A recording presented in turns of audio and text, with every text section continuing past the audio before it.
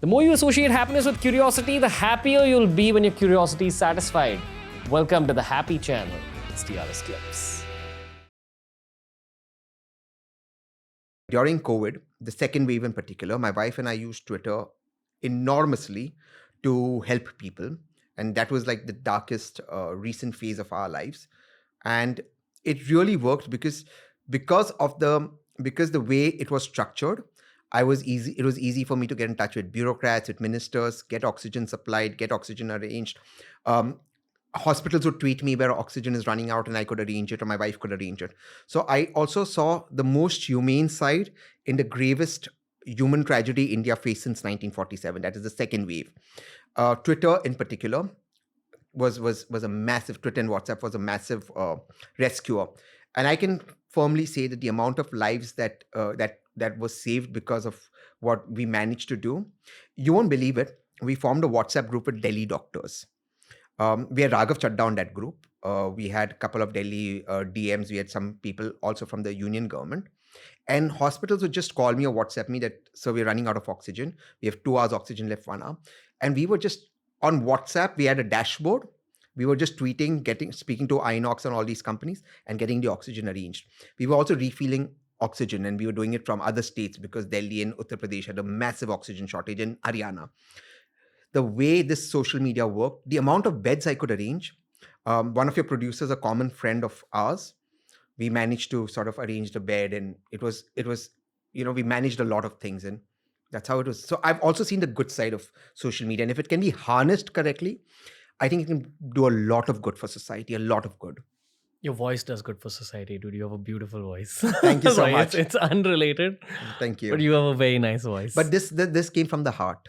Yeah? Yeah, this honestly came from the heart. I'm sharing something with you.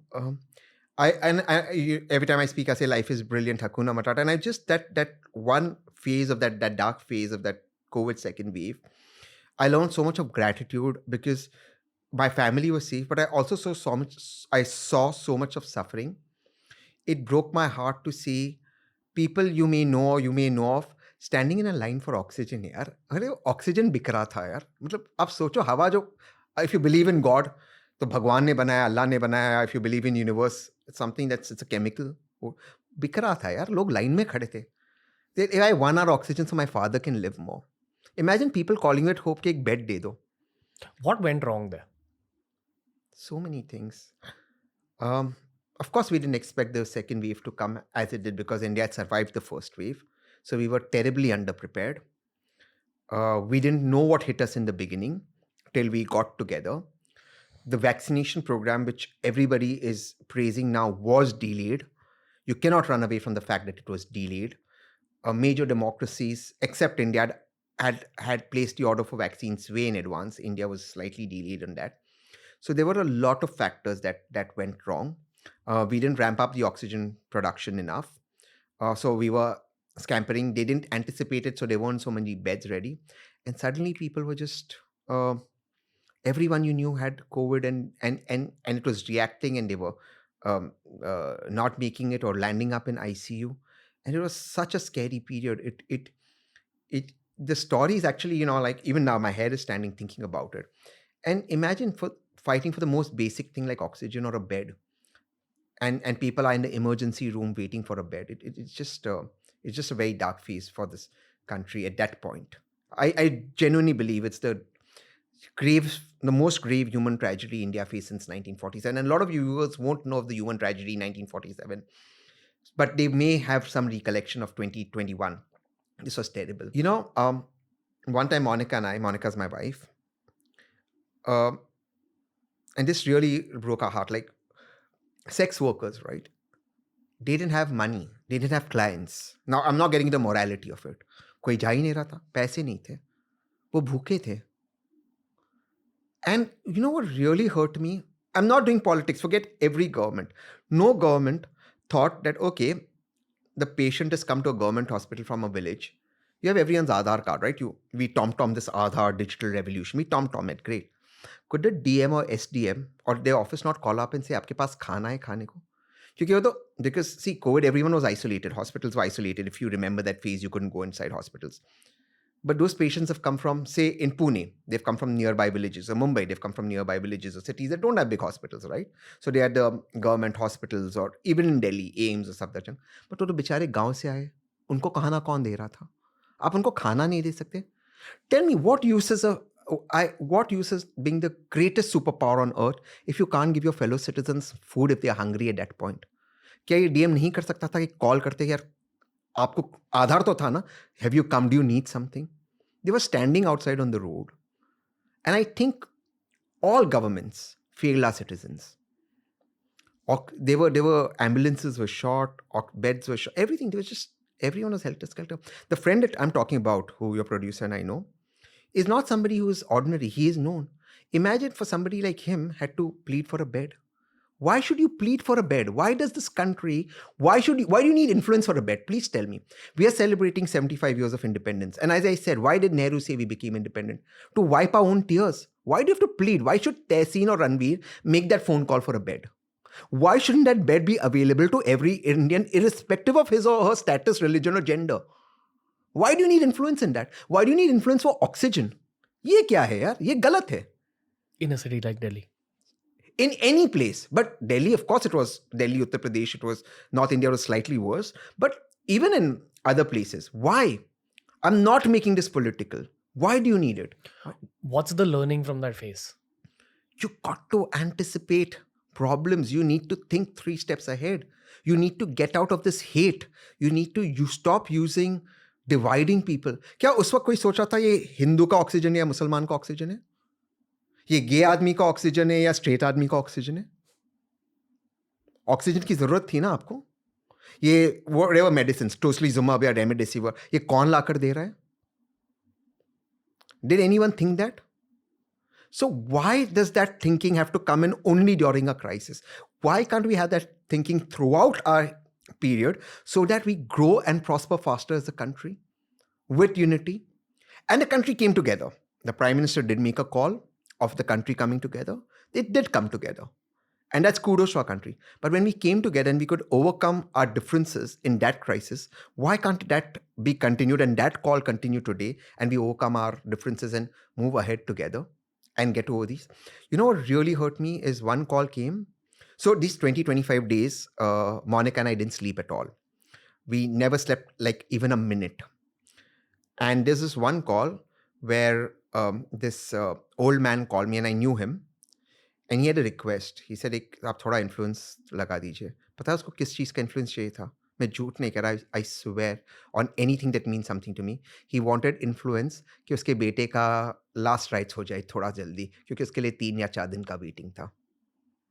Imagine a father is calling somebody like me कि last rites करवा दो. Why? There's so many bodies that were unclaimed. So we got the last rites done. We got it done. Couldn't the government do slightly better in this? Even in Delhi, both the state and the center. You could have done all of this. But I have to give credit. But one, I'll tell you, in this, I'm vehemently opposed to the Aam Aadmi Party and of course the BJP. But every time I would sort of call up the Chief Minister's office or Raghav Chadda or Sanjay Singh, at times we've sent oxygen in rickshaws to the hospital. This is one doctor whose father passed away because they ran out of oxygen, so he was doing manual oxygen. And he had another critical patient. His father died. And while his father died in front of him, he was saving other lives. And we sent oxygen in a rickshaw. In a rickshaw, bro.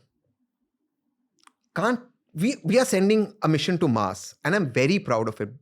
I'm very proud of my country. We are sending now the mission to Moon. हम oxygen rickshaw में भेज रहे. It is wrong. And I don't fucking care if I'm criticized for it. I'm saying that this is wrong in my country. It is wrong. Yeah. I think that was the common sentiment all over the country. Yeah. No matter how much one supported, say, the central government or the state government in Delhi, I think everyone stood up in that phase and said, listen, what are you guys doing? Why is this happening in our country to our citizens? Because everyone could empathize with the people who were losing the lives of their relatives. You know, the oxygen came in that train. Kudos. And I think Piyush Goyal played a role in that. Kudos. It came in the train. Train में oxygen आने का क्या मतलब है? How will it come inside the center? You need those trucks, and oxygen cannot be got in normal trucks. Those special containers, right? The oxygen trucks that are, I forgot the technical term for it, that in which oxygen. Where were those trucks? Neither the state government nor the union government had booked those trucks.